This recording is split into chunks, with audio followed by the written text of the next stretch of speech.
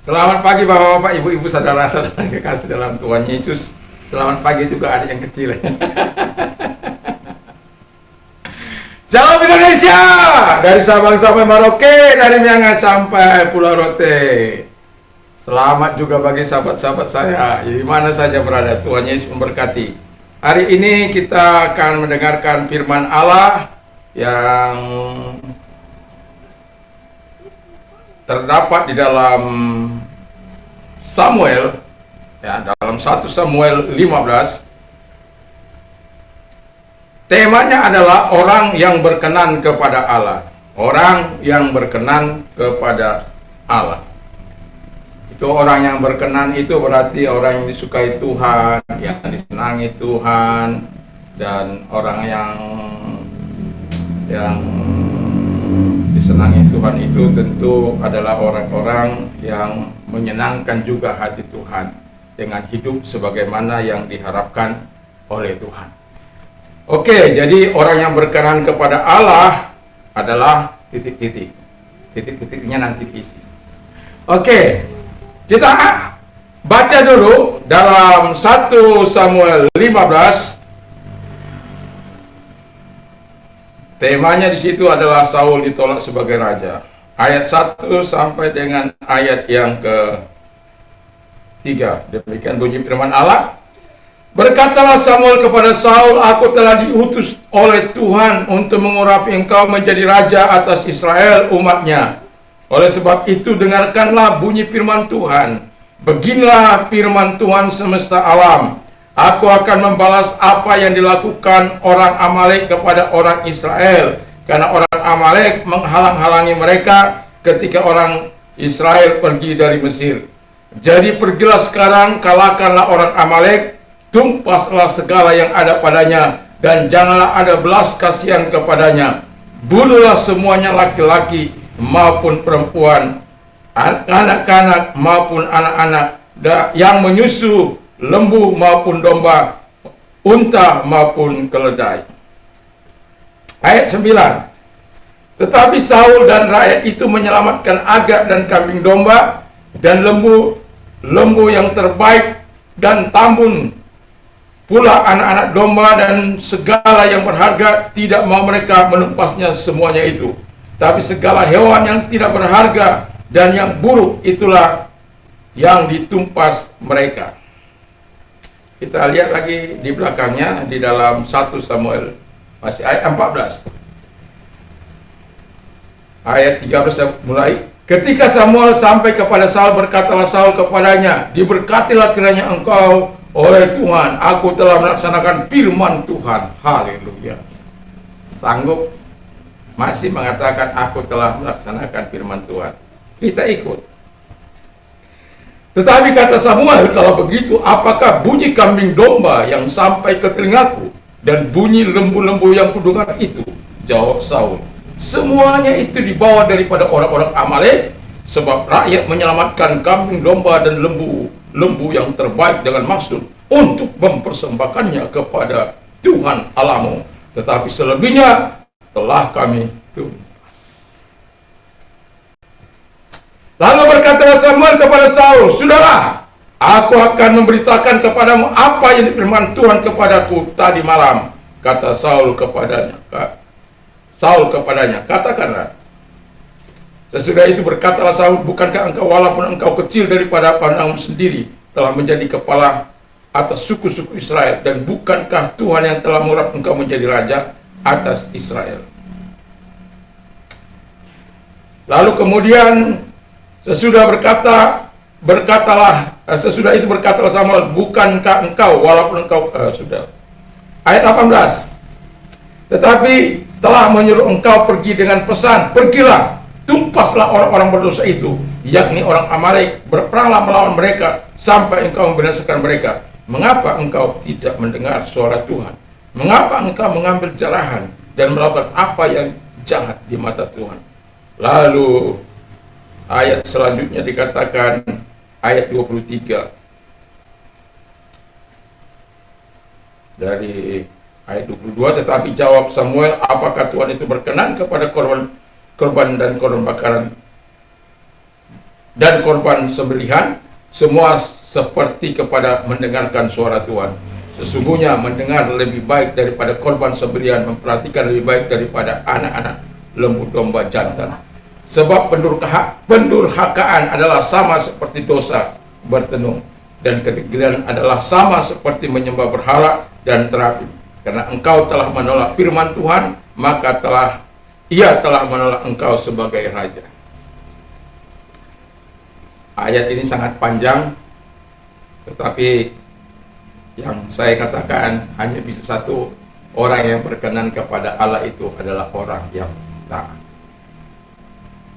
Jadi panjang ceritanya, tapi intinya hanya yang diminta oleh Samuel itu taat. Jadi kalau orang yang berkenan kepada Tuhan itu adalah orang yang taat. Anak kalau dia memberontak, tentu orang tuanya tidak senang. Tentu orang tua yang dimana anak-anaknya menyenangkan, hidup dalam ketaatan, itu sangat menyukakan hati Tuhan. Walaupun kemarin saya berjanji untuk mengikuti membawa seri hikmat itu, tetapi karena ini masih juga ada kaitannya, maka saya akan menyimpangkan sedikit karena Tuhan menggerakkan saya untuk membawa ini. Nah, jadi kita bisa melihat Samuel sudah jelas memberikan arahan, ya, bagaimana dia memerintahkan supaya membasmi orang Amalek tanpa belas kasihan. Wah, sadis dong Tuhan itu.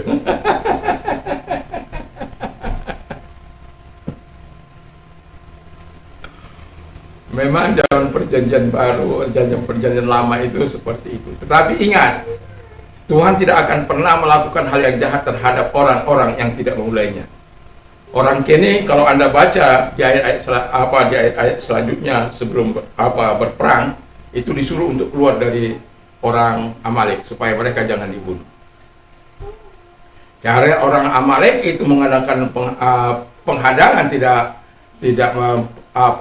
artinya tidak memberikan tempat bagi mereka, dan pada akhirnya Tuhan murka kepada mereka. Dan di masa Raja Saul, Tuhan memerintahkan untuk membasmi suku ini.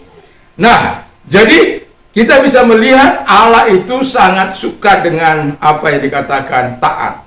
Berarti melakukan sebagaimana yang difirmankan Tuhan, melakukan sebagaimana yang diharapkan oleh Tuhan, melakukan seperti yang diminta Tuhan, melakukan apa yang dikehendaki oleh Tuhan. Itulah yang Tuhan mau bagi orang-orang yang berkenan kepada Allah. Jadi kalau orang-orang berkenan kepada Allah tetapi dengan dalih apapun, dengan alasan apapun, seperti yang dikatakan oleh raja ini tadi, yang terbaik mereka ambil, yang tambun, ternak, harta yang bagus-bagus dengan maksud mempersembahkan kepada Allah. Kalau Allah mengatakan, firman-Nya sudah mengatakan binasakan, ya binasakan. Nggak ada alasan apapun, dengan dalih apapun yang bisa kita lakukan terkecuali mentaati Allah. Dan orang-orang yang berkenan kepada Tuhan itu adalah orang yang taat. Bukan berarti Allah menyuruh kita untuk membunuh supaya tidak. Apalagi di dalam perjanjian baru, jangan kau membunuh sesamamu. Nggak bisa itu, ya. Di zaman perjanjian baru itu hukum kasih sangat diperlakukan.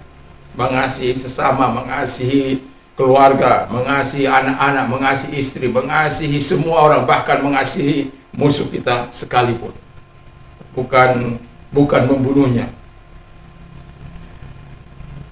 Orang-orang yang tidak taat biasanya kalau kejahatannya dibongkar, dia bisa saja membunuh. Ya. Kita tidak tahu kasus kita sudah semua tahu kasus yang ada di Semarang. Bagaimana kepalanya dipenggal lalu dibakar hidup-hidup. Hanya karena dia menjadi saksi kunci. Kita tidak tahu bagaimana proses perkembangan selanjutnya. Tetapi yang mau saya katakan, orang-orang taat itu akan melakukan sebagaimana yang diharapkan oleh Tuhan. Tapi orang-orang yang tidak taat senantiasa bersebelahan dengan Tuhan. Dia hanya ingin melampiaskan hawa nafsunya. Dia hanya ingin mengambil harta. Dia hanya ingin menjara apa yang dia bisa jara, yang tidak diperintahkan oleh Tuhan. Tapi begitulah manusia. Apalagi dengan situasi sulit sekarang ini. Orang yang halal yang halal saja sulit. Yang tidak halal yang halal saja sulit. Kebalik. Yang haram saja Sulit apalagi yang halal. Iya. Pintar istriku. Ketika sudah ada di mulut susah untuk mengungkapkannya. Nah, jadi Raja Saul tidak melakukan sebagaimana yang diperintahkan oleh Tuhan. Aduh. Coba Anda bisa bayangkan tanpa rasa takut untuk mendustai. Tadi yang kita baca tadi.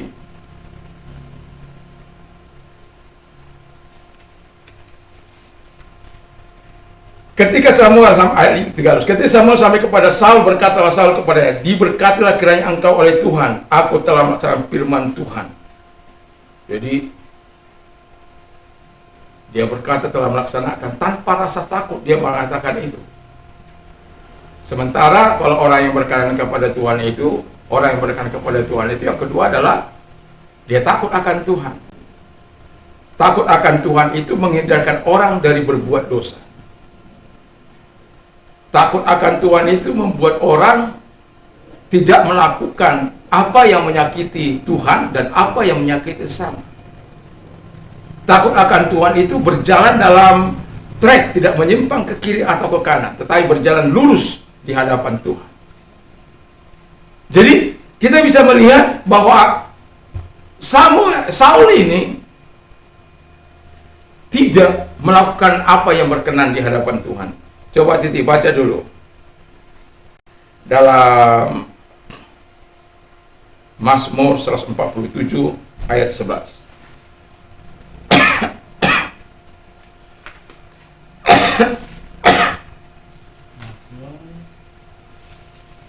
Mazmur 147 ayat 11.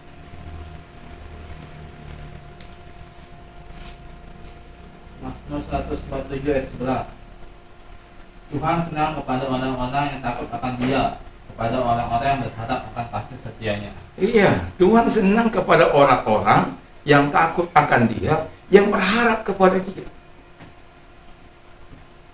Jadi kalau Tuhan senang kepada orang-orang yang takut akan Dia, kepada orang-orang yang berharap kepada kasih setianya, seharusnya kita harus ada di situ.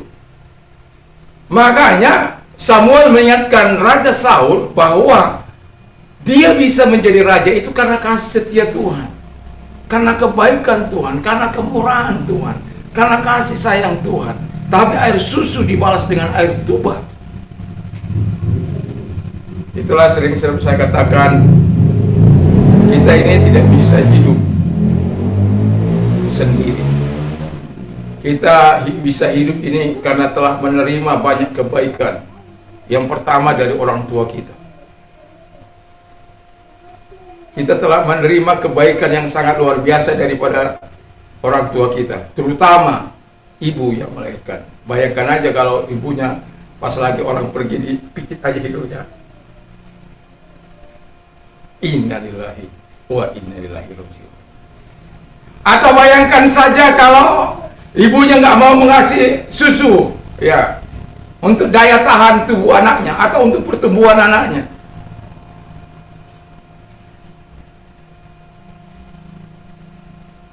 Tapi banyak orang bisa melupakan kebaikan-kebaikan yang sudah diperlakukan kepada dia. Bahkan, ya, menganggap kalau dia sudah jaya, walaupun orang itu sempat karena orang itu bisa, ya katakanlah sempat menolong dia, lupa. Belum lagi kebaikan-kebaikan daripada dokter, daripada guru, daripada supir-supir, jadi jangan pernah menganggap remeh supir-supir. Para nelayan, para petani, bayangkan kalau nelayan nggak nangkap ikan. Nggak pernah kita makan ikan. Bayangkan kalau supir tidak pernah bawa kendaraannya. Para nakoda, para pilot tidak pernah bawa pesawatnya. Yang tadinya ke negara lain berbulan-bulan, hanya dengan pesawat kita bisa cepat. Anda bayangkan para nakoda tidak membawa kapal-kapal barang untuk dibawakan dari pulau ke pulau. Banyak kebaikan Tuhan, banyak kemurahan yang kita peroleh dari orang-orang di sekitar kita. Tapi kadangkala kita tidak mau berterima kasih. Kadangkala kita tidak mau memberikan yang terbaik bagi Tuhan dalam kehidupan kita. Karena apa? Kita terus masih dalam pemeliharaan Tuhan dan pantauan Tuhan. Kebaikan-kebaikan Tuhan malah dibalas dengan hal-hal yang menyakitkan hati Tuhan. Diberi nyawa, diberi napas hidup, tapi dipakai untuk korupsi. Diberikan napas hidup, diberikan tugas, diberikan jabatan yang tinggi, dipakai untuk membunuh.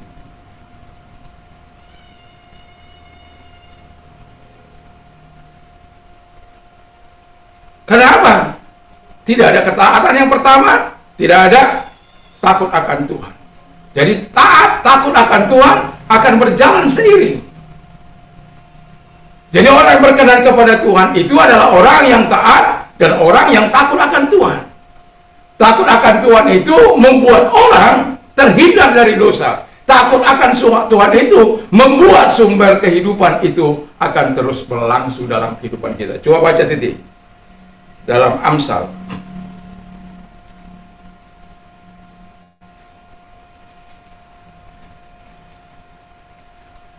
Amsal 14.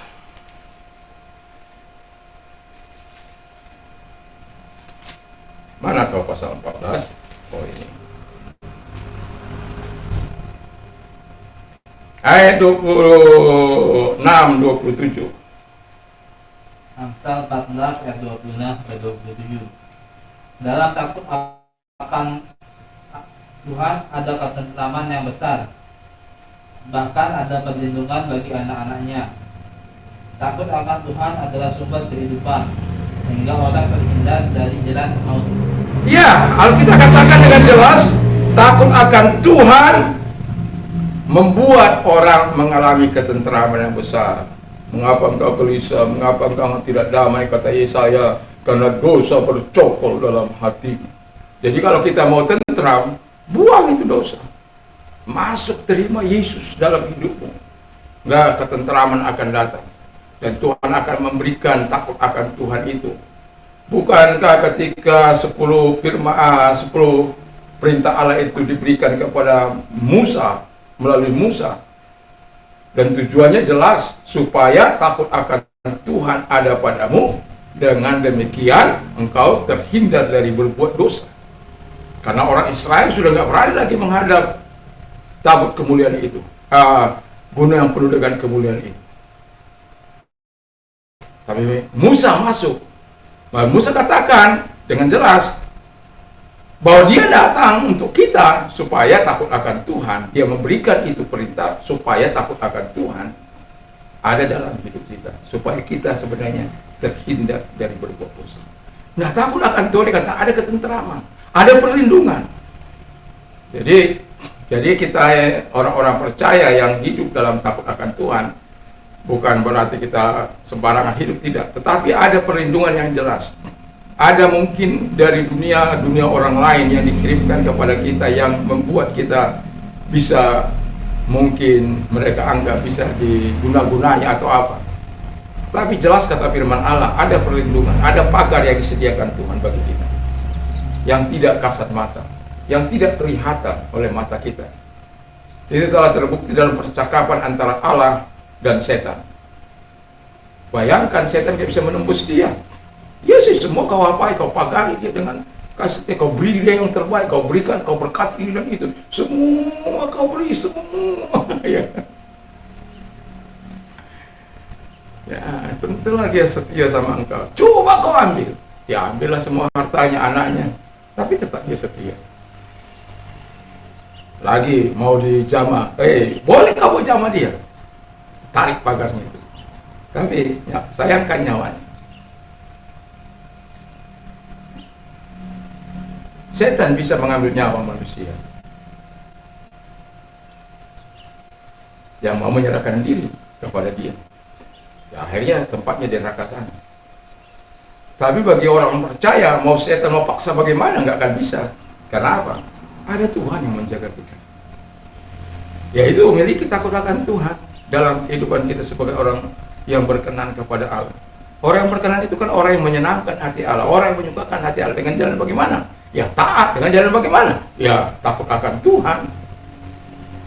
Di mana-mana itu kalau kita dipercaya, sekecil apapun yang dipercayakan Tuhan kepada kita, disertai dengan takut akan Tuhan, Tuhan itu akan memberikan kebaikan-kebaikan yang tidak bisa kita. Karena dikatakan dalam takut akan Tuhan itu menjadi sumber kehidupan kita. Kita terhindar dari jerat maut. Jadi mari kita miliki rasa takut akan Tuhan. Tapi sekarang ini ada banyak orang tidak merasa takut akan Tuhan. Tidak perlu takut akan Tuhan. Memangnya Tuhan itu di mana? Memangnya Tuhan itu bisa berbuat apa kalau saya berbuat begini? Buktinya saya tetap masih hidup. Buktinya saya masih bisa begini. Buktinya gitu. Dia lupa bahwa kita ini pernah. Dia lupa bahwa kita ini bagaikan uap. Dia lupa bahwa kita ini sebenarnya tidak berarti tanpa dia. Itulah orang-orang yang takut akan Tuhan akan senantiasa bergantung sepenuhnya kepada Tuhan. Dia akan berkata, aku butuh Tuhan. Dalam kehidupanku aku butuh Tuhan. Ketika lonceng jam 4 pagi, matikan itu alarm. Tidur lagi begitu. Ataukah kita datang kepada Tuhan, berseru kepada Tuhan.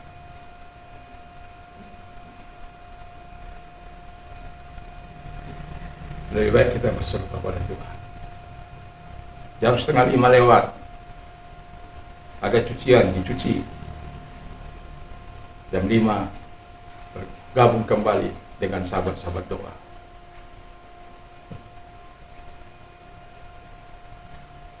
Biasanya saya sampai 6:30 atau jam 7 itu di APT.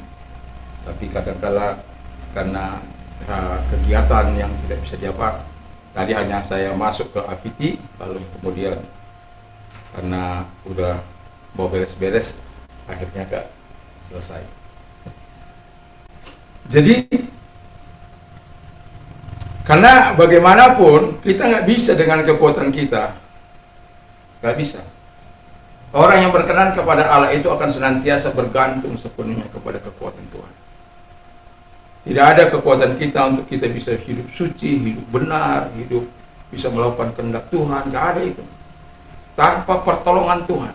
Makanya kita perlu menggubrak-gubrak Tuhan. Saya sering bilang sama teman-teman saya, mari kita gubrak-gubrak Tuhan di pagi hari. Ya. Walaupun sebenarnya Tuhan nggak perlu digubrak-gubrak. Dia sudah tahu, Simon aku udah tahu loh. Ya. Pak Sarjono aku udah tahu loh. Pak Benny aku udah tahu loh. Om Ilian aku udah tahu loh. Pak Victor aku udah tahu loh. Halo Belanda. Ya kadang-kadang Belanda hadir di dalam doa pagi. Puji nama Tuhan. Jadi nggak ada kekuatan kita. Untuk kita bisa melakukan apa yang dikehendaki oleh Tuhan, kita perlu tunduk sepenuhnya, kita perlu taat sepenuhnya. Ini sudah diberikan perintah justru melakukan apa yang tidak diperintahkan oleh Tuhan. Jadi kalau takut akan Tuhan ada dalam hidup kita tadi, kita menikmati segala hal yang baik. Lalu kemudian ada lagi orang yang takut orang yang berkenan kepada Allah itu adalah orang yang jujur. Baca itu ya, Amsal 12 ayat 22.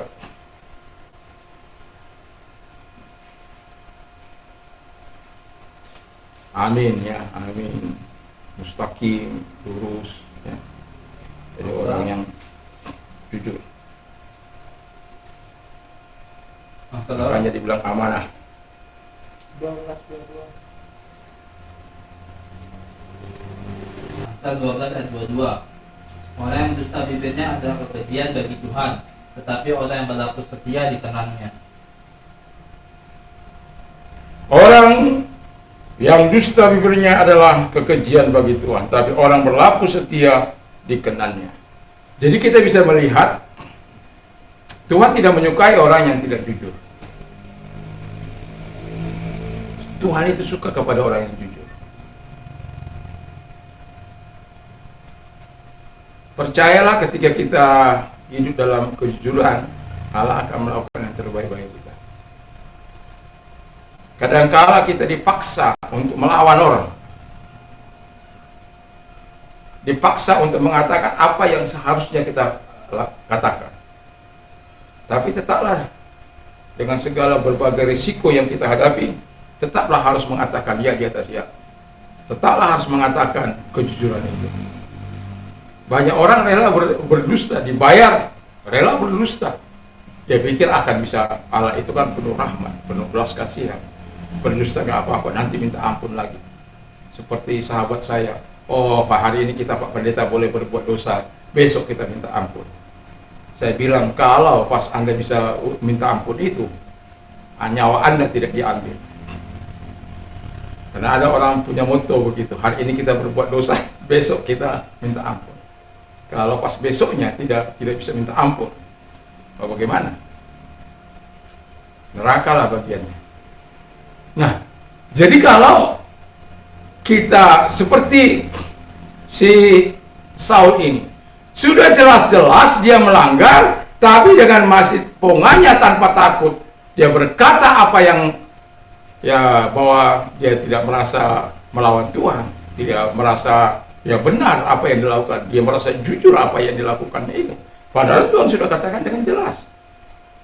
Dan buktinya, kenapa Tuhan akhirnya melawan, merobek kekuasaan dari dia atau mengambil kekuasaan dari dia? Karena dia tidak mau mengakui kesalahannya. Justru kita lihat dulu apa yang dikatakan oleh ayat 37.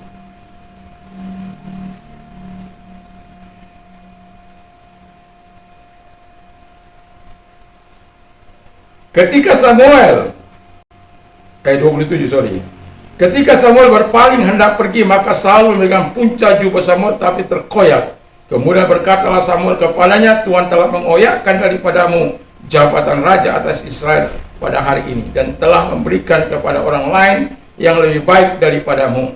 Lagi sang mulia dari Israel tidak berdusta, ia tidak tahu menyesal, sebab ia bukan manusia yang harus menyesal. Tetapi kata Saul, aku telah berdosa. Nah, di sini dia karena sudah murkanya dia. Aku telah berdosa, tetapi tunjukkanlah juga hormatmu kepadaku. Ya, inilah manusia. Tunjukkanlah hormatmu juga kepadaku sekarang di depan para tua-tua bangsa dan di depan orang Israel. Kembalilah bersama-sama dengan aku, maka aku akan sujud menyembah kepada Tuhan Allahmu. Sesudah itu kembalilah Samuel mengikuti Saul, dan Saul sujud menyembah kepada Tuhan. Saya nggak yakin bahwa Saul itu menyembah Tuhan dengan benar lagi di hadapan Tuhan. Dan buktinya bahwa roh Tuhan akhirnya menjauh dari dia. Yang paling menyedihkan adalah ketika roh Tuhan menjauh dari kita. Kita kering. Kita mungkin punya segala-galanya, tapi tidak pernah bahagia, tidak bisa menikmatinya. Punya segala kekayaan, harus makan kentang aja.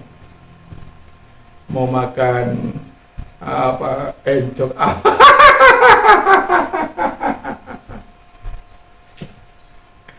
Ya.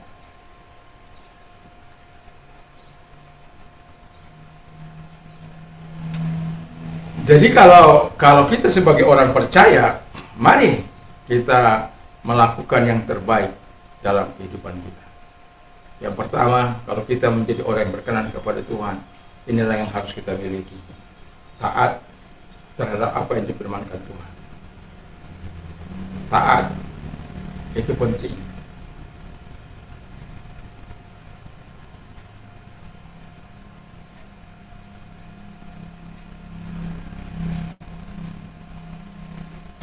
Lalu kemudian takutlah akan Tuhan.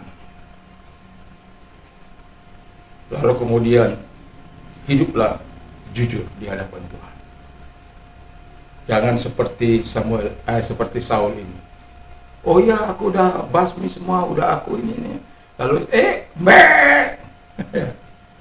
suara apa yang aku dengar itu? Oh ini ya gitu ya. Dengan berbagai argumentasi dari Raja Saul. Dia pikir dengan berbuat demikian, dia merasa menolong Tuhan. Dia bisa menyuap Tuhan. Allah tidak tertarik dengan uang kita. Allah tidak tertarik dengan apa yang kita punya.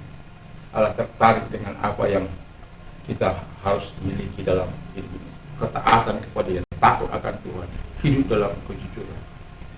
Ada orang pengusaha,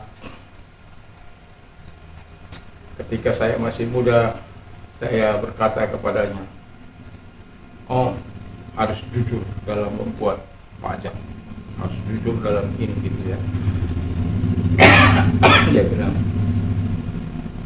kalau kita jujur, kita tidak akan makan. Padahal ini orang percaya.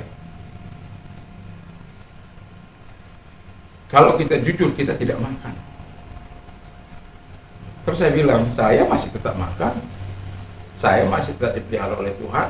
Mungkin gak berlebihan seperti yang dia miliki. Ya mungkin kalau dia makannya 10 juta satu hari, ya kalau kita kan 10.000 udah bisa.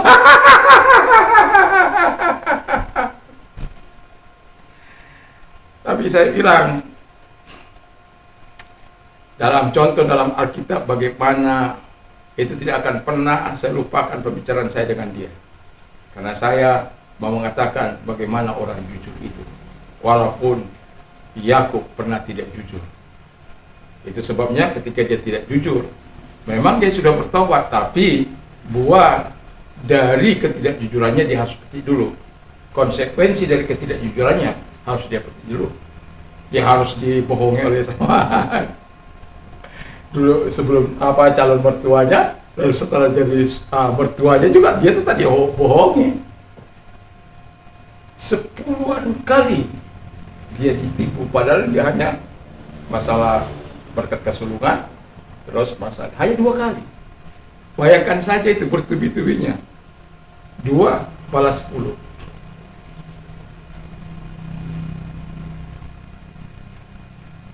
Itu pun kalau berkat kesulungannya itu kan nggak bisa dibilang membohongi. Dia hanya minta itu.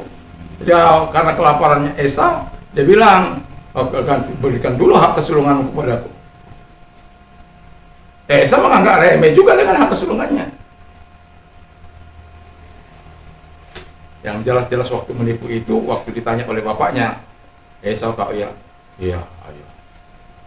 Kalau tangan Esau, tapi kalau suara ya. Tetapi ketika dia diperlakukan, dia tidak membalas. Justru Alkitab katakan, ketika orang mertuanya katakan kalau berbintik-bintik upaku, ya kemudian ya datang berbintik-bintik. Yang belang-belang apa? Datang yang belang-belang. Macam-macam berapa kali diubah oleh mertuanya. Tetapi orang jujur akan tetap dipelihara oleh Tuhan. Bagaimanapun cara manusia untuk menyakitinya atau membuat dia tidak berhasil, tapi yang jelas orang jujur itu adalah orang yang berkenan kepada Allah.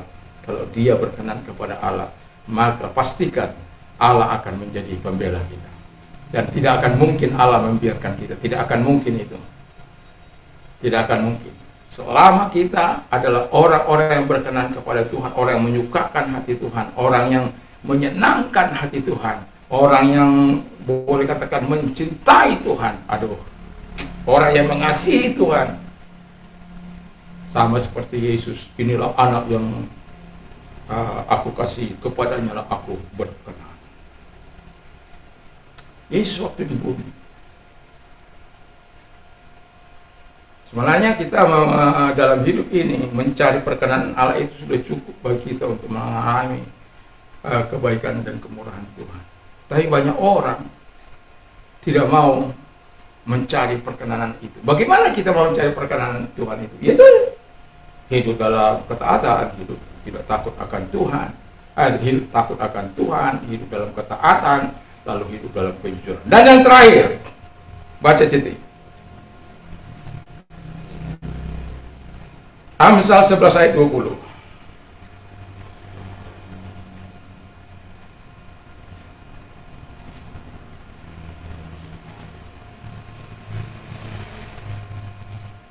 Amsal 11 ayat 20. Orang senang hatinya adalah kebahagiaan bagi Tuhan, tetapi orang yang tak bercela jalannya dikenangnya. Iya. Kalau dalam Mazmur 119 ayat yang pertama dikatakan, Blessed are they whose ways are blameless, who walk according to the law of the Lord. Jadi, diberkatilah mereka yang jalan-jalannya tidak bercelah, lalu kemudian yang berjalan menurut firman Allah. Itu mereka, itu orang-orang yang diberkati. Dan Alkitab baru yang kita baca tadi, bahwa Tuhan mengasihi orang-orang yang ayat 11, ayat tidak bercela, 11:20. Orang yang serong hatinya adalah kekejian bagi Tuhan, tapi orang yang tak bercelah jalannya dikenan oleh Tuhan. Haleluya. Saya berharap kita bukanlah orang-orang yang serong. Ketika kita serong itu seperti ini, ada contoh nyata. Sudah ada aturan, lalu dilanggar, itu serong. Kalau yang memilih si A, tapi akhirnya memilih si A, B, C, D, itu serong. Tidak sesuai dengan aturan main. Kalau hatinya serong, perbuatannya akan juga serong. Itu udah yang nggak bisa ditolak itu. Hanya orang-orang yang lurus hatinya akan terus berlaku lurus. Orang yang tidak bercela itu adalah orang yang melakukan apa yang dikehendaki oleh Tuhan. Jadi kita sebagai orang percaya memang taat kepada Tuhan itu memang number one. Itu sudah pasti. Tapi kadang-kadang juga kita harus taat. Saya katakan kepada ketua umum saya pada waktu yang lalu, tolong saya ucapkan selamat kepada dia, lalu saya bilang, selamat Anda jadi ketua ya. Dan pertama saya yang mengucapkan, Tuhan, tetaplah berjalan dalam aturan organisasi, maka saya akan menjadi pendukung kuat. Tapi kalau Anda menyimpang dari anggaran itu, saya akan menjadi penentang Anda, pelawan Anda.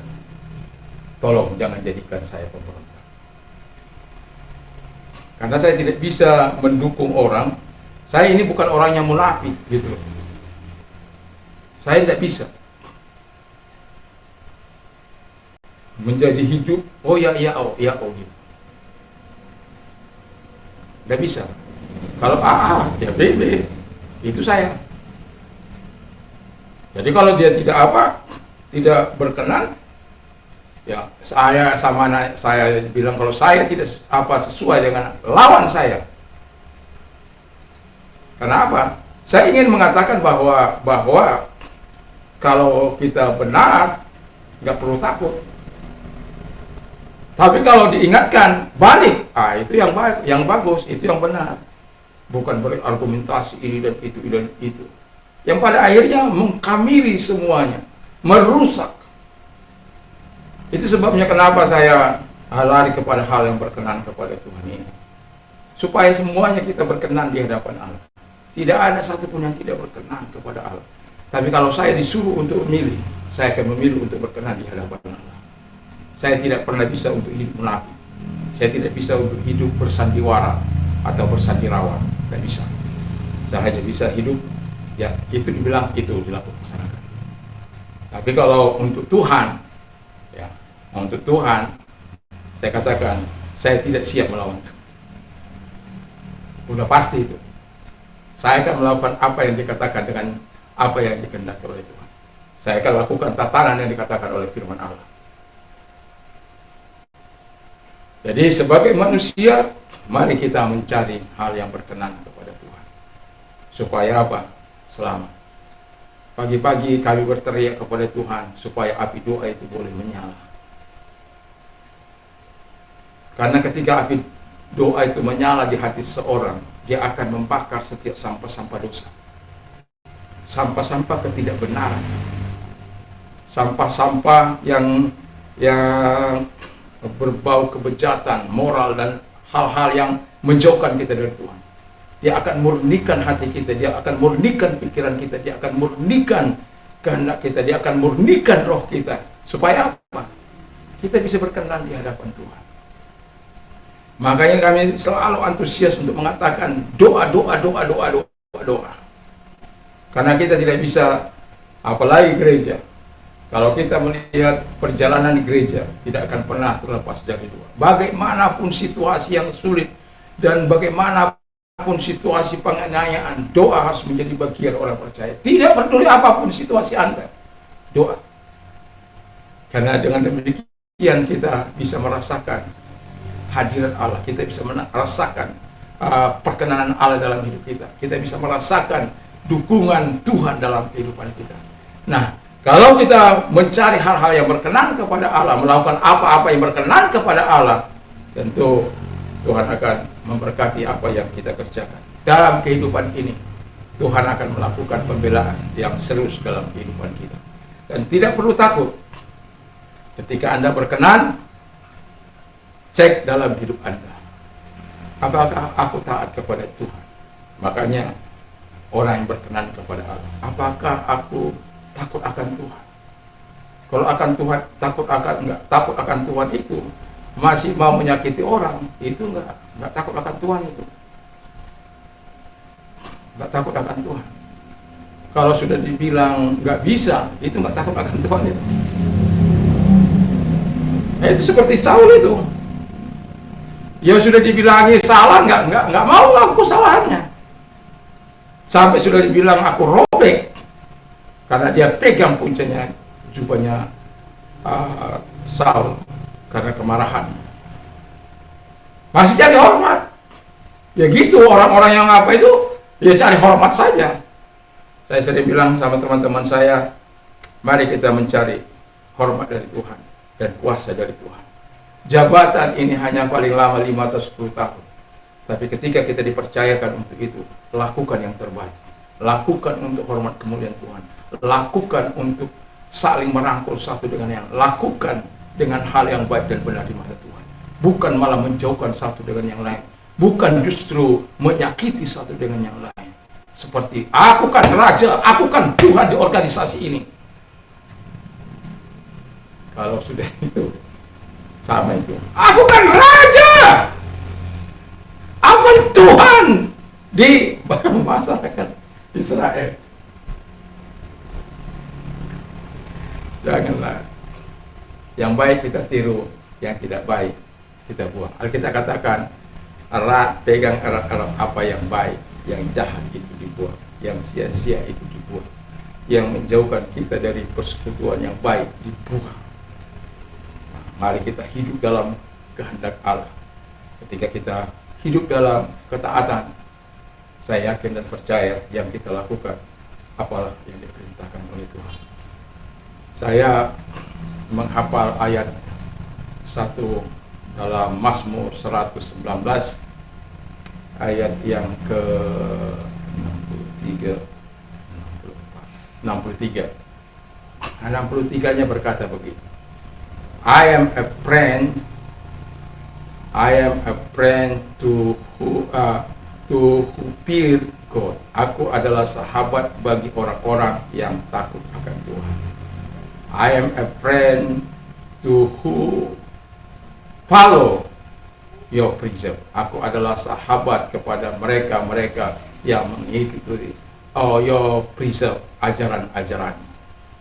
Jadi saya siap menjadi sahabat bagi siapapun yang takut akan Tuhan, bagi siapapun yang tidak takut, yang melakukan ajaran Tuhan. Tapi saya siap bersebelahan dengan siapapun yang tidak setia dengan Tuhan. Dan itu, jadi dalam ayat 64-nya dikatakan, the earth is filled with your law. Biarlah bumi ini dipenuhi oleh kasih-Mu. Teach me your decree. Ajarlah aku akan firman.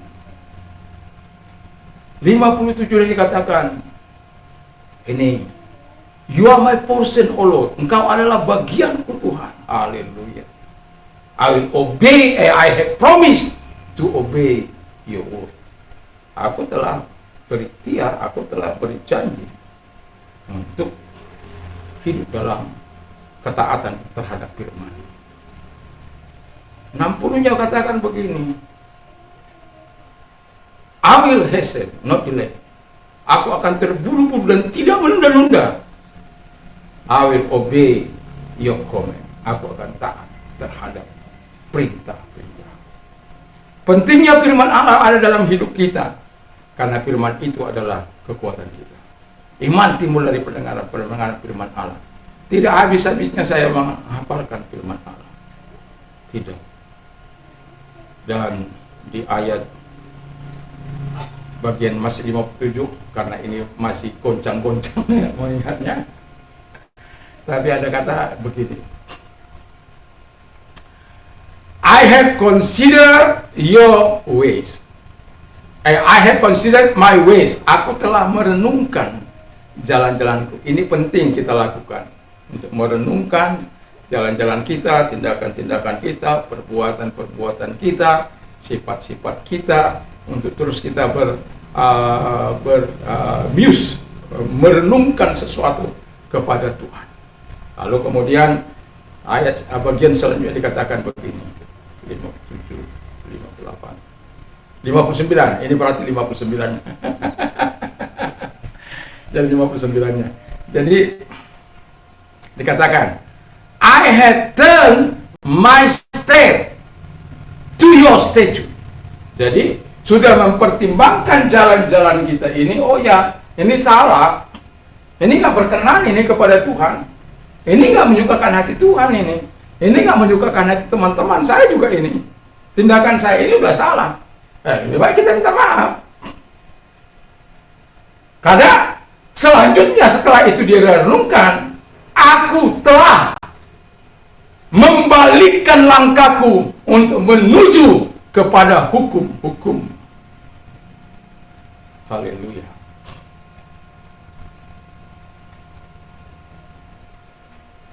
Itu sebabnya pentingnya kita menghafal ayat-ayat ini. Perkatakannya, how can a young man keep his pure believing according to your word? Ayat 9. Ayat 24-nya dikatakan, your statute, I delight to your statute, they are my counselor. Aku suka akan hukum-hukummu, dan dialah penasihat-penasihatku. Setiap hari saya mengulang, karena janji saya adalah Tuhan mampukan saya menghafal 157 ayat. 22 kali 17 berapa? Udah kali 8, 176 ayat. Ya memang nggak bisa langsung, tapi ketika kita memperkatakan terus menerus, setiap hari kita perkatakan, saya yakin dan percaya yang tadinya tidak permanen menjadi permanen, ya. Nah, kalau sudah itu permanen, itu akan berbeda. I have chosen the way of truth. Aku telah memilih jalan kebenaran. I have set my heart on your law. Aku telah menyetel hatiku kepada hukum-hukummu. Ayat 30-nya. Jadi kalau saya merasakan bahwa ketika kita memperkatakan firman Allah itu, ada sesuatu yang memperbaharui pikiran saya, ada juga sesuatu yang terus menyelidik hati saya, ada juga terus yang mengarahkan hati saya untuk terus berpegang kepada apa yang dikehendaki oleh Tuhan. Saya bukan manusia sempurna, tapi saya belajar untuk hidup berkenan di hadapan Allah. Saya belajar untuk berkenan melakukan apa yang dikehendaki Allah, belajar kepada Dia. Makanya Paulus bilang begini, jangan-jangan aku mengajar, aku sendiri ditolak. Jadi kalau kita sebagai pengajar, lalu kita tidak mau hidup berkenan di hadapan Allah, mungkin apa yang dilakukan oleh Saul Paulus itu bisa terjadi. Aku mengajar, membawa orang datang kepada Tuhan, sementara aku sendiri ditolak. Kenapa? Tidak hidup sesuai dengan perkenanan Allah, tidak hidup dengan ketaatan, tidak hidup dalam takut akan Tuhan, tidak hidup dalam kejujuran, tidak hidup dalam tidak bercelah dalam hidup ini. Sementara orang yang tidak bercela, kata firman Allah, diberkati. Bagaimana orang yang tidak bercela itu? Dia hidup karena firman Allah itu, hidup karena perintah Allah itu, dia hidup berdasarkan apa yang dikatakan oleh firman Allah itu. Saya tidak panjang lebarkan firman Allah, tapi kiranya Tuhan menolong kita, dan mulai kita periksa hati kita, mulai kita terapkan dalam hidup kita. Apakah aku ini memang orang yang taat kepada Tuhan? Apakah aku ini orang yang takut akan Tuhan? Ketika takut akan Tuhan, apakah keinginanku lebih besar menjauhi larangan-larangan Tuhan atau melakukan apa yang disukai oleh iblis? Apakah aku masih bisa berkata ya di atas ya, atau kata firman Allah tidak di atas tidak, karena selebihnya adalah dosa. Makanya kalau ada penyimpangan dari firman apa di ART itu karena saya yang mengkonsep, jadi itu bagaimanapun dilarikan ke sana kemari, itu ide itu masih tetap melekat gitu loh. Jadi kalau aturan itu tidak sesuai, masih harus diapakan, diperdebatkan lagi. Ya udah, lakukan saja, nanti di 5 tahun yang akan datang diperdebatkan lagi. Ya. Jadi artinya yang mau saya katakan adalah mari jangan membuat sak orang lain, tapi mari kita hidup seturut dengan perintah Tuhan.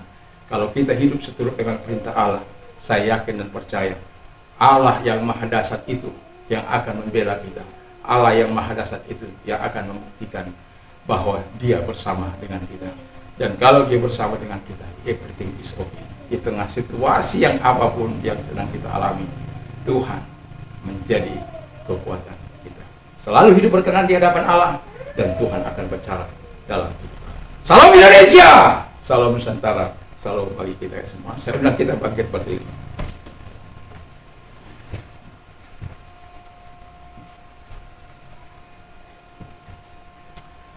Kami berterima kasih kepada Bapa di surga buat segala anugerah-Mu, buat segala kasih karunia-Mu Tuhan Bapa di surga.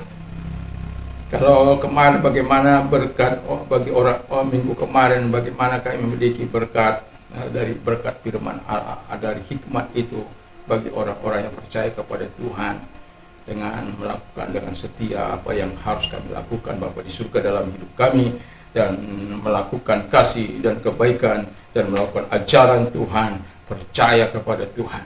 Dan Bapa di surga, kami yakin dan percaya salah satu dari hikmat yang dari Tuhan adalah di mana supaya kami hidup berkenan di hadapan Tuhan. Ketika kami berkenan, berarti kami menyukakan hati Allah, menyenangkan hati Allah, mengasihi Allah dengan segenap hati kami, dengan segenap kekuatan kami, dengan segenap roh, jiwa, dan tubuh kami. Terima kasih Bapa di surga, terima kasih. Dengan hidup berkenan berarti kami melakukan firman Allah dengan penuh ketaatan, dan hidup dalam takut akan Tuhan, hidup dalam kejujuran, dan hidup tanpa celah di hadapan. Kami bukan manusia sempurna, tapi bersama dengan Tuhan kami lakukan segala hal yang baik dan benar di hadapan Allah. Karena Engkau yang berkata, hendaklah engkau sempurna sama seperti Bapamu adalah sempurna. Kami tidak akan pernah bisa sempurna tanpa Tuhan. Itulah sebabnya Engkau berkata, di luar Aku engkau tidak dapat berbuat apa-apa. Itu sebabnya kami mau bergantung sepenuhnya pada Engkau Tuhan. Kami mau mengikat kuat di dalam pohon itu Bapa di surga, sehingga Tuhan hal-hal yang sempurna, hal-hal yang baik yang dari Tuhan datang kepada kami, batang-batang-Mu ini Bapa di surga. Terima kasih Bapa di surga, terima kasih. Kami sungguh bersyukur, kami berterima kasih kepada-Mu. Berkati firman, berkati kami semuanya. Di dalam nama Yesus kami bersyukur dan kami berdoa. Bapa di surga, kami berdoa agar Engkau Allah menyatakan kebaikan-Mu, kemurahan-Mu dalam kehidupan kami ini Bapa di surga. Engkau Allah yang menyatakan kemurahan dan pertolongan-Mu dalam kehidupan kami. apapun yang sedang kami pergumulan, Tuhan menjadi jawaban dalam setiap persoalan kami. Tuhan yang menolong kami. Terima kasih Bapa di surga, terima kasih. Bapa di surga, kami berdoa bagi presiden kami, Bapak Presiden Insinyur Joko Widodo, dan makhluk amin, kami menyerahkan ke dalam tangan Tuhan, agar kiranya Tuhan yang menolong, Tuhan memberikan hikmat akal budi bagi presiden kami, sehingga dapat menyelesaikan situasi sulit, menurunkan angka inflasi, dan dapat memperhatikan keadaan rakyat yang ada khusus di garis kemiskinan itu. Bapa di surga, Tuhan tolonglah sehingga negara kami ekonominya tetap bisa berputar Bapa di surga, dan kami bisa saling memberkati satu dengan yang lain, dan juga Bapa di surga adanya kerja padat karya Bapa di surga, sehingga boleh menolong mereka-mereka yang saat ini dalam pengangguran. Terima kasih para gubernur, bupati, camat, lurah, RT, RW semuanya, juga para menteri diberkati oleh Tuhan. Terima kasih aparat kami diberkati, parlemen diberkati Bapa di surga, semua kami rakyat Indonesia dari Sabang sampai Merauke diberkati oleh Tuhan. Para pemuka-pemuka, baik pemuka-pemuka agama Kristen, pemuka-pemuka agama Hindu, Buddha, Muslim, semuanya diberkati oleh Tuhan, mendapatkan sejahtera dari Tuhan, kebaikan dari Tuhan. Terima kasih Bapa di surga. Kami juga berdoa Bapa di surga buat mereka-mereka yang sakit, dan apabila engkau sakit, taruh di tempat yang sakit, saya akan berdoa bagi Anda di dalam nama Tuhan Yesus. Taruh tanganmu di tempat yang sakit, dan mari kita berdoa. Bapa di surga, kami yakin dan kami percaya kepadamu Tuhan, Engkau yang melihat tangan-tangan mereka yang nantinya menyaksikan siaran ini. Bapa di surga, kami berdoa agar Engkau Allah menjamah mereka, menyembuhkan mereka dalam nama Tuhan Yesus Kristus, dan oleh bilur-bilur menjadi kesembuhan bagi mereka Bapa di surga. Dan yang ingin mengalami transformasi dari Tuhan, angkat tanganmu, katakan kepada Tuhan, ini aku Tuhan. Lihat tangan-tangan yang diangkat kepadamu Tuhan, datang kepada mereka, transformasi mereka, mengalami perjumpaan dengan mereka Bapa di surga, seperti Engkau bertemu dengan Saulus, dan Engkau mentransformasi Saulus menjadi alat yang tangguh di tanganmu. Pakai mereka Bapa di surga, masa-masa kini maupun masa-masa yang akan datang. Perubahan pertobatan mereka Engkau berkati, sehingga menjadi alat yang menyenangkan hati Tuhan. Terima kasih Bapa di surga, kami yakin dan percaya doa-doa kami kepadamu Tuhan, buat pertobatan orang-orang yang jahat, buat pertobatan orang-orang yang melakukan apa yang tidak sesuai dengan firman Allah, boleh berbalik kepada Tuhan, sehingga mereka kelak menjadi alat di tangan Tuhan Bapa di surga. Terima kasih Bapa di surga, kami juga berdoa Tuhan kepada mereka bandar-bandar atau pengedar-pengedar narkoba. Kami doakan agar mereka menyadari apa yang mereka lakukan itu sangat merusak masyarakat dan membunuh anak-anak muda atau generasi. Siapa saja yang sempat mengalami kecil, dari yang muda, kecil, besar, sampai tua pun bisa dilahapnya. Tapi kami yakin dan percaya kepadamu Tuhan. Orang-orang percaya, Tuhan tolong supaya mereka terus semua terikat terhadap Engkau Bapa, mengikatkan diri satu roh dengan Engkau, sehingga kekuatan dari Tuhan akan mengalir. Dan harapan kami juga kepada mereka-mereka yang melakukan itu, Tuhan, mereka boleh insaf, sadar dan bertobat, sehingga dari situ mereka Bapa di surga bisa menjadi alat untuk masuk menerobos mereka-mereka yang ada di garis itu Bapa di surga. Terima kasih, kami bersyukur bagi Engkau yang menerima Yesus sebagai Tuhan dan Juru Selamat. Mari taruh tanganmu di dada, ikuti doa saya. Tuhan Yesus, saya sadar saya orang berdosa, saya butuh Tuhan dalam hidup ini, dan ampunilah segala dosa dan kejahatan yang pernah aku lakukan. Sucikan aku dengan kuasa darah-Mu yang kudus itu. Sekarang aku percaya aku menjadi anak-Mu. Terima kasih Bapa di surga, terima kasih pintu rahmat-Mu terbuka, keselamatan terbuka, Kau menjadi Bapa bagiku. Di dalam nama Yesus kami bersyukur dan berdoa. Terima kasih bagi mereka-mereka orang-orang muda, kami tetap doakan Bapa di surga, orang-orang muda yang militan yang Kau tampilkan di 2024, orang-orang muda yang mau terjun dalam dunia politik, khususnya di parlemen. Kami berdoa agar orang-orang muda ini melakukan apa yang seharusnya dilakukan oleh Sadrak, Mesak, Abednego dan Daniel ketika mereka ada di situ Bapa di surga. Terima kasih Bapa di surga, terima kasih, sehingga ada banyak orang akan melakukan hal-hal yang baik dan benar di mata Tuhan. Kami juga berdoa supaya ketika mereka terpilih tidak melakukan apa yang jahat di mata Tuhan, tapi mereka melakukan apa yang baik di mata Tuhan. Terima kasih Bapa di surga. Kami juga berdoa buat orang-orang muda dalam bergerak dalam bidang bisnis, diberkati. Mereka muliakan Engkau dengan harta dan hidup mereka Bapa di surga. Orang-orang muda yang menyerahkan diri dalam dunia spiritual kami doakan, sehingga Tuhan juga memberkati mereka. Pakai mereka orang-orang muda untuk lebih Tuhan Bapa di surga di masa kini maupun masa yang akan datang. Karena kami tahu Bapa di surga, nasib daripada gerejamu, nasib daripada bangsa ini adalah di tangan orang-orang muda. Dan itulah sebabnya kami tidak ingin orang-orang muda yang melakukan apa yang jahat di mata Tuhan, tapi kami ingin orang-orang muda yang sungguh-sungguh hidup jujur di hadapan Tuhan, seperti Sadrak, Mesak, Abednego dan Daniel atau Yusuf. Ketika mereka dipercayakan kepada sesuatu yang sangat luar biasa, mereka menatanya dengan baik karena Tuhan ada bersama dengan mereka. Itu sebabnya Allah berkenan kepada Yusuf. Allah berkenan memberkati kemanapun dia ada, Tuhan menyertai dan memberkatinya. Apapun yang dilakukannya dibuatnya berhasil. Terima kasih Bapa di surga, kiranya Tuhan menolong kami untuk kami hidup seperti apa yang Kau kehendaki, yaitu hidup berkenan. Kami tidak ingin hidup yang hanya sementara waktu melakukan apa yang berkenan di hadapan Tuhan. Selanjutnya semena-mena bertindak sesuka hatinya, tapi kami mau bertindak sesuai dengan apa yang Kau kehendaki seumur hidup kami Bapa di surga. Terima kasih, kami bersyukur, kami berterima kasih. Yang menghadapi masalah, Tuhan tolong mereka, karena Engkau berkata, marilah kepada Aku, hai kami yang letih lesu dan berat, Aku akan memberikan kelegaan. Tolong mereka Bapa di surga. Engkau mencukupkan, karena Engkau berkata, Aku akan mencukupkan segala kebutuhan menurut kekayaan dan kemuliaan dalam Kristus Yesus. Tuhan Allah yang berkati kami, sebagaimana janji-Mu dalam Ulangan 28. Tuhan memberkati kami. Tuhan tolong semuanya.